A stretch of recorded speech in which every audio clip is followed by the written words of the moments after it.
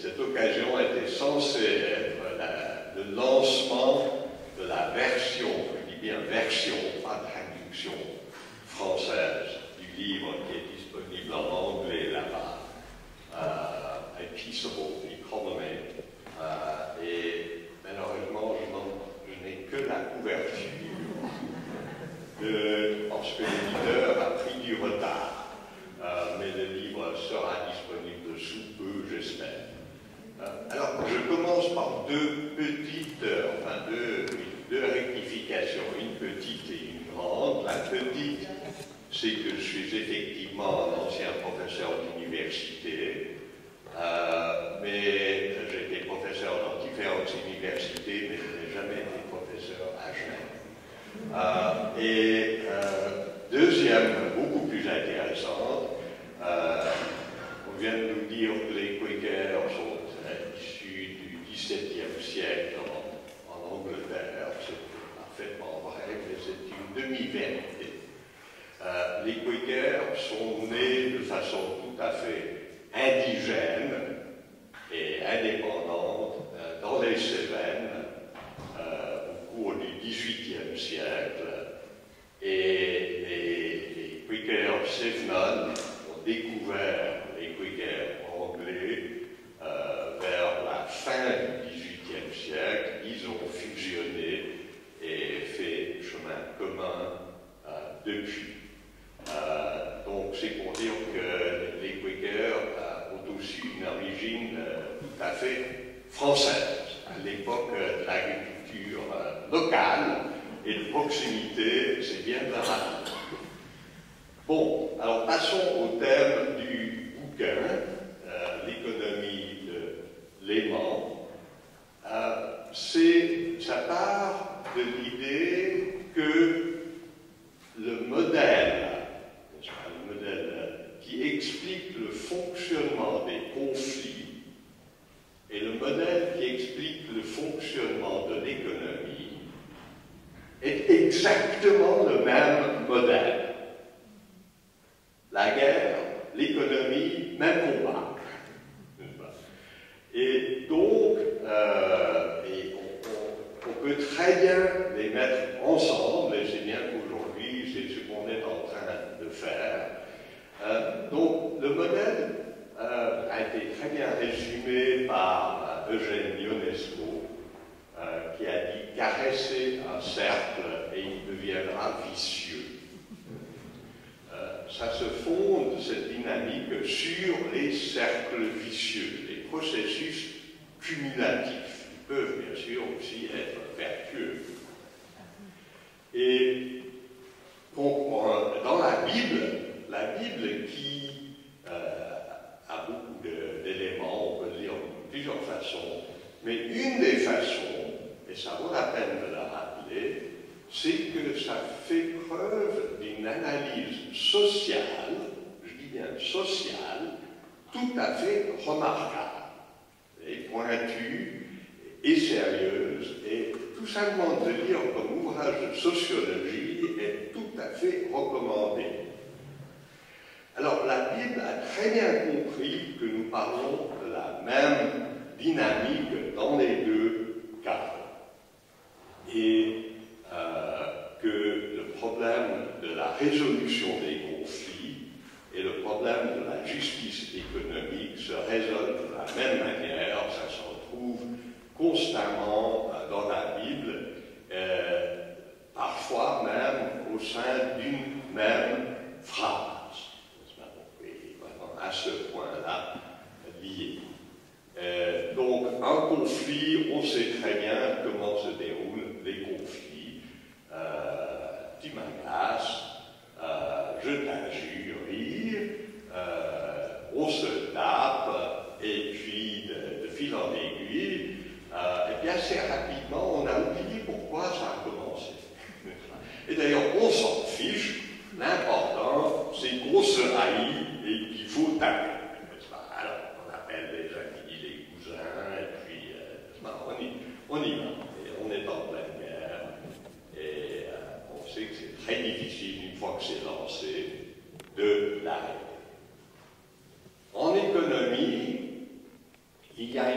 qui revient à plusieurs reprises dans le Nouveau Testament, et qui est donc un dicton de la culture populaire de l'époque que la Bible a reprise, c'est à ceux qui ont, il sera donné et ils seront dans la surabondance. Et à ceux qui n'ont pas, il leur sera ôté même ce qu'ils ont. N'est-ce pas? Ça c'est, vous voyez l'image de l'aimant, c'est ça. Et évidemment, nous savons tous que dans toutes les économies, l'économie socialiste soviétique, comme l'économie capitaliste, comme l'économie soi-disant socialiste d'aujourd'hui ici, les riches s'enrichissent et les pauvres s'appauvrissent. L'année passée en Suisse, où l'économie a été plus ou moins stagnante, le revenu moyen d'un chef d'entreprise, de grande entreprise, a augmenté de 10% et des poussières. Le revenu du travailleur n'a pas augmenté du tout. C'est déjà bien, parce qu'on a de la chance de travailler, n'est-ce pas? Et puis ensuite, il y a ceux qui ne sont pas travailleurs. Donc vous voyez que l'argument s'applique parfaitement à la situation actuelle. Et ça, c'est comme ça que fonctionne l'économie aussi. Les riches s'enrichissent, les pauvres sont appauvris par l'enrichissement des riches. C'est le même mécanisme, ce n'est pas deux mécanismes qui coïncident. Et de même que dans un conflit, on ne s'invente pas, bon peut-être on s'invente, mais en fin de compte, on se bat contre un ennemi qui est là. Et la guerre, c'est entre deux ennemis présents. Donc de nouveau, c'est un seul mécanisme. Voilà, donc ça c'est ce qu'il faut comprendre. Alors, les économistes ont un modèle de l'économie qu'on enseigne à l'université, et j'en sais quelque chose, qui est d'un irréalisme époustouflant, absolument formidable. On dit que les théologiens sont dans les nuages, les théologiens ont les deux pieds sur terre par rapport aux économistes. Les économistes, actuellement, ce qu'on enseigne, partent de l'idée que l'économie est normalement dans un état d'équilibre stable. Et si vous le dérangez, vous essayez d'intervenir dans le fonctionnement de l'économie, c'est comme, vous voyez toutes les billes là, c'est comme si on avait mis toutes ces billes dans un bol. Vous enlevez une bille, ça dérange beaucoup de billes, donc il y a un mouvement dans le bol, mais ça s'arrête assez rapidement, et quand ça s'est arrêté, vous regardez le bol, vous ne voyez pas ce qui a changé. C'est comme avant. Donc, nous disent tous les économistes bien formés et bien pensants, il faut surtout pas y toucher, ça va très bien comme ça, tout ça. Et puis cette histoire de riches qui s'enrichissent et de pauvres, où est-ce que vous tirez ça? Donc, vous voyez, on enseigne un irréalisme total qui a comme conséquence de donner un sentiment d'impuissance aux gens. Vous ne pouvez rien faire. Les lois du marché, c'est pire que les lois de la nature, on ne peut pas aller contre. Bon, alors ça c'est une vision complètement loufoque de la réalité. Et dans mon livre aussi, je suis donc parti dans tout un chapitre sur qu'est-ce que c'est que la réalité. Et là, on peut se marrer. J'espère, d'ailleurs j'ai vu, il n'est pas dans la salle, quelqu'un rigoler en disant la première partie sur la réalité. C'est que, commençons par ici, pour les économistes, c'est une science. Les sciences économiques. Les sciences ont des règles de vérité, des règles, etc., etc. Donc l'économiste prétend qu'il suit une certaine liturgie scientifique qui cautionne ces idioties. C'est très bien. Bizarrement, la guerre est un art. Le grand classique de la guerre, encore maintenant, 2500 ans plus tard, de Sun Tzu, le chinois s'appelle l'art de la guerre. Donc, c'est le même modèle, c'est ça que je dis, mais les militaires ont au moins le réalisme de reconnaître que ce qu'ils font, c'est de l'art. Les économistes prétendent que ce qu'ils font, c'est de la science. Et pourtant, ils font la même chose. C'est un amiral états-unien, un amiral, donc il est normalement en bateau, qui a dit, quand le terrain ne correspond pas à la carte, on a meilleur temps de suivre le terrain. C'est un gros conseil. Donc, voilà, ça c'est pour dire que quand on nous dit que la vérité c'est ça, on peut le questionner. D'ailleurs, j'ai toute une page dans mon bouquin où je décris la longueur d'un mètre. Alors, vous voyez qu'il faut une page pour décrire. Ah, si. Et vous voulez savoir quelle est la longueur d'un mètre? Eh ben, lisez la page. C'est très compliqué, mais je résume.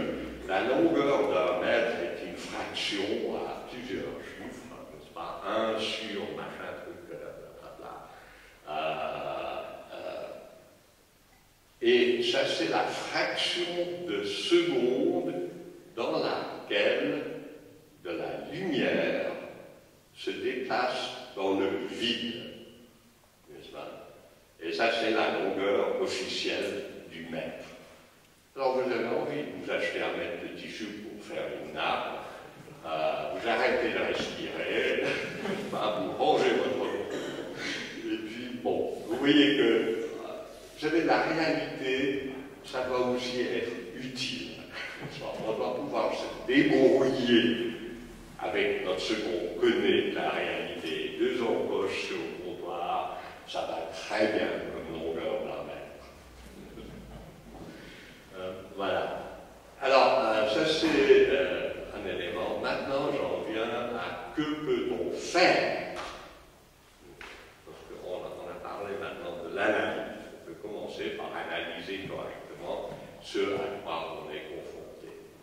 Et là, j'ai fait, en écrivant ce livre, une découverte. Moi aussi, je suis quaker, issu du protestantisme francophone, vous l'aurez deviné, et donc de Calvin. Et on reproche aux protestants qu'ils ne sont pas pacifistes, n'est-ce pas? Et notamment parce que si on prend le commentaire de Calvin sur les commandements, le commandement qui, à l'époque de Calvin, se traduisait « tu ne déroberas point », et qui se traduit dans la traduction œcuménique de la Bible aujourd'hui, « tu ne commettras pas de rapt », mérite plusieurs pages de commentaires de Calvin, et le passage « tu ne tueras point » mérite une petite demi-page. Donc, Calvin n'était pas pacifiste. C'est faux. Il faut bien comprendre, je viens à quelque chose de beaucoup plus moderne, il y a le développement durable, qui est très à la mode, et tant mieux, qui est tout à fait cautionné par les Nations Unies. Et que dit le développement durable? La définition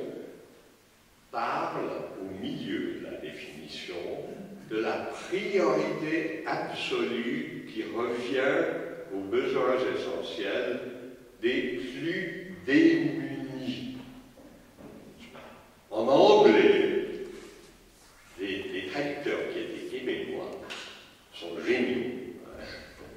Parce qu'en anglais, ça dit the essential needs of the world poor. Poor. Ça dit rien. On est pauvre, il pleut. Bon, mais on est démunis.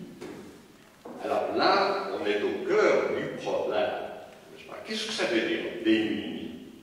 D'abord, s'il y a le préfixe dé devant, ça veut dire qu'on a ôté quelque chose. Je vous recommande mon livre qui va aussi paraître sous peu, ce mois, qui s'appelle L'éloge de la décroissance. Vous avez fait une souscription là. Donc, démunis. Donc, on a piqué quelque chose à ces gens. Qu'est-ce qu'on leur a piqué? Munis. On leur a piqué, je suis navré de le dire parmi tous ces précaires, on a piqué leurs munitions. On a piqué leur fortification, pour être plus précis, parce que quand, au Moyen-Âge, on faisait le siège d'une ville, et la ville se rendait, on démolissait les fortifications pour que la ville ne puisse plus se défendre contre un attaquant, et ça s'appelait démunir la ville. Autrement dit, on enlève aux gens leurs moyens de défense. On est, vous voyez, de nouveau, guerre, économie, on est dans le même contexte. Et les démunis ne sont pas toujours pauvres, quel malheur. Ils ont été démunis. Calvin l'a très bien compris. Et il passe 2 pages de ses commentaires, que je reproduis in extenso dans mon bouquin, parce que les gens ne lisent plus, à expliquer tous les moyens par lesquels on peut dépouiller les gens de ce qui leur revient. Et quand il a bien expliqué tous les moyens dont on démunit les gens, en fin de compte, n'est-ce pas, tu ne commettras pas de rapt. Calvin connaissait ces langues anciennes, il savait très bien que ça disait tu ne commettras pas de rapt.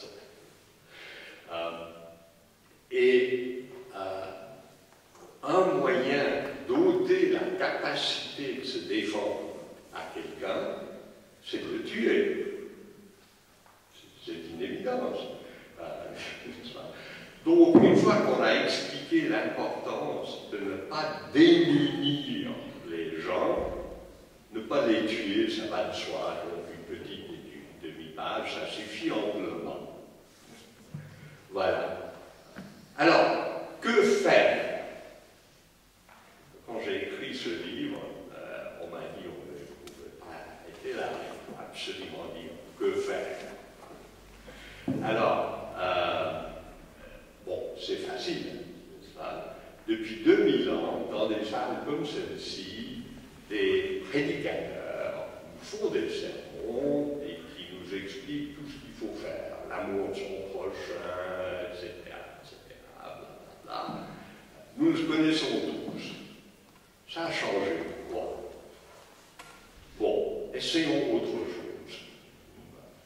Ça devient intéressant. Mais il faut se méfier aussi, parce que au Palais des Nations de Genève, le Palais des Nations, je suis de Genève, a été construit dans les années 1930, n'est-ce pas, pour la Société des Nations. Ça s'est ouvert, le palais, juste à temps pour l'ouverture des hostilités de la Deuxième Guerre mondiale. C'était bien joué. Et le don de la Grande-Bretagne au Palais des Nations est une œuvre d'un sculpteur anglais catholique, en l'occurrence Eric Gill, qui reproduit avec des modifications importantes la création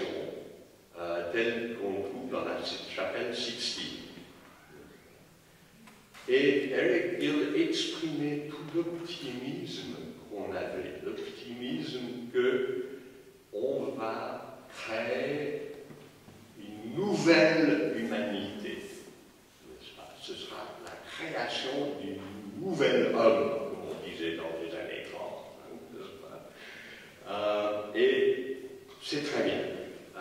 Créer de nouvel homme, c'est formidable. Vraiment, d'abord, est-ce possible de modifier la nature humaine à ce point? Et ensuite, si c'est possible, est-ce que c'est souhaitable? Mon beau-père, qui était aussi économiste et que je cite aussi en longueur, a écrit un livre qui s'appelle Agathotopie. Si votre grec est à jour, vous saurez que l'agathotopie, Agatha, ça veut dire c'est pas mal, ça va, on peut faire avec, n'est-ce pas? Et il explique dans son bouquin qu'il il cherchait l'île d'Utopie. Utopie a une double étymologie grecque. D'une part, utopie, donc l'île parfaite, n'est-ce pas? Et l'autre, utopie, c'est-à-dire nulle part. Donc il se trouve à Agathotopie, il demande où est Utopie. Et il sent très bien que les gens savent où se trouve Utopie, mais ils n'ont pas envie de lui dire où ça se trouve. Et de fil en aiguille, il se rend compte que les gens d'Agathotopie sont des gens comme nous, pas mal, on a des défauts quand même. Et qu'en utopie, ils font des manipulations génétiques, des OGM, et ils sont en train d'essayer de créer la nouvelle humanité qui sera capable de répondre aux normes de cette utopie, les normes que nous prêchent les prêcheurs tous les dimanches matins. Vous avez raison d'être ici. Donc, c'est pas. Est-ce qu'il faut chercher une solution radicalement autre? Est-ce qu'il faut dire que, comme ce rigolo états-unien a dit en 89, c'est la fin de l'histoire? Est-ce que c'est ça qu'on veut, la fin de l'histoire? Et j'ai terminé le bouquin avec une citation de Guillaume de Taciturne, un réformateur bien connu, qui a dit « Nul n'est besoin d'espérer pour entreprendre, et nul n'est besoin de réussir pour persévérer. »